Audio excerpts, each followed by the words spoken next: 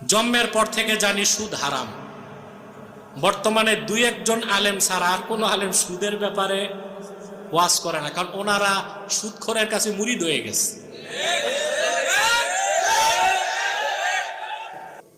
ভাস্কর্য শরীয়তে হারাম, এবার যে সরকারি করুন, এটা জায়েজ করার কোনো সুরত নাই। আমার দুঃখটা এখানে, আমার দেশের পীর মাশায়েখ আলেম ওলামা স্কলার বক্তা প্রবক্তা তাদের উচিত হচ্ছে ট্রান্সপারেন্সির সাথে কাজ করা, ইনসাফের সাথে। অর্থাৎ আগের সময় যে কাজগুলো নাজায়েজ ছিল, বিষয়টা এমন না যে এখন জায়েজ হয়ে যাবে। এখন সেই নাজায়েজ কাজগুলোর বিরোধিতা সমানভাবেই করতে হবে।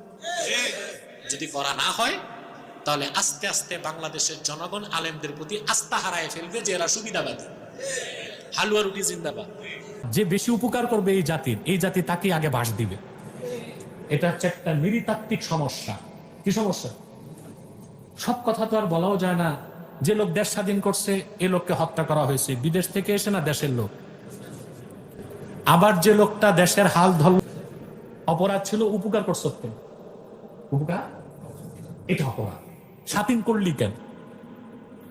স্বাধীন করে এই অপরাধ করলি, এগুলো ইতিহাস। এগুলো বুঝবেন না, বললে না বুঝে আন্দাজি ট্যাগ লাগাই দিবেন আমাকে, ভুল টুল কিছু একটা। কিন্তু এগুলো ইতিহাস। এদেশে যারাই দেশের পক্ষে কাজ করতে আসে একটা চক্র তাদেরকে উৎখাত করে দেয়।